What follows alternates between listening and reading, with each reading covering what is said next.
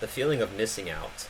A lot of people deal with this. A lot of us do. I certainly have a good amount in my life. We're only here a finite amount of time. There's way too much to do. It's just anxiety inducing in a lot of ways. You see somebody online doing something that you wished you would have put your time into, but you didn't. So now you're stuck here being like, well, too bad. So sad. Amongst other things, there's so many things out there to make us feel like we're missing out on life. Now, I want to talk a little bit about this through the lens of an autistic person because in my own life, I have felt this a lot. A lot. And there's three perspectives that I'm going to share in which you might feel this feeling. So let's just rattle them off. The very first one, and the most obvious, is just not being included.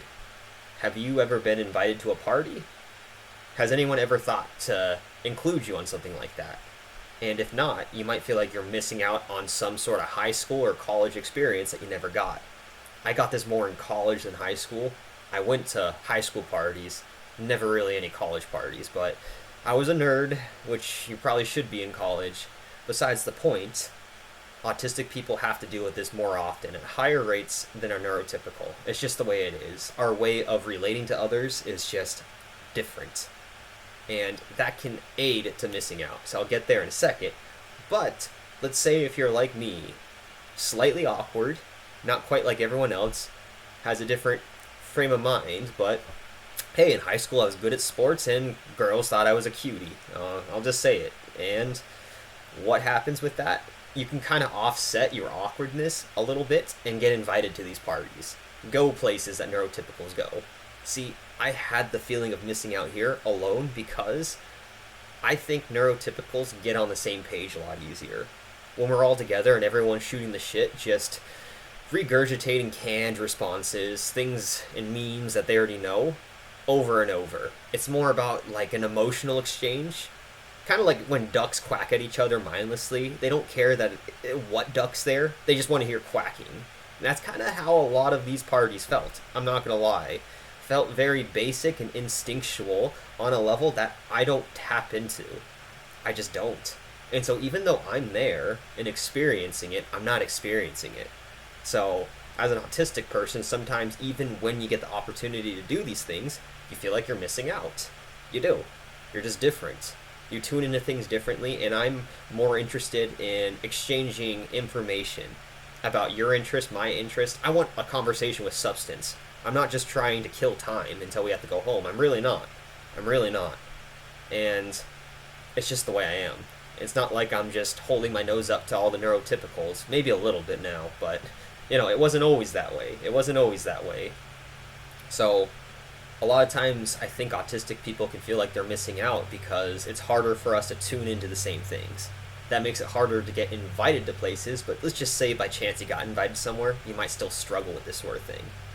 And finally, the last thing I want to point out, because everything I said kind of falls under this category already on the other things, I feel like this is kind of a different sort of lens.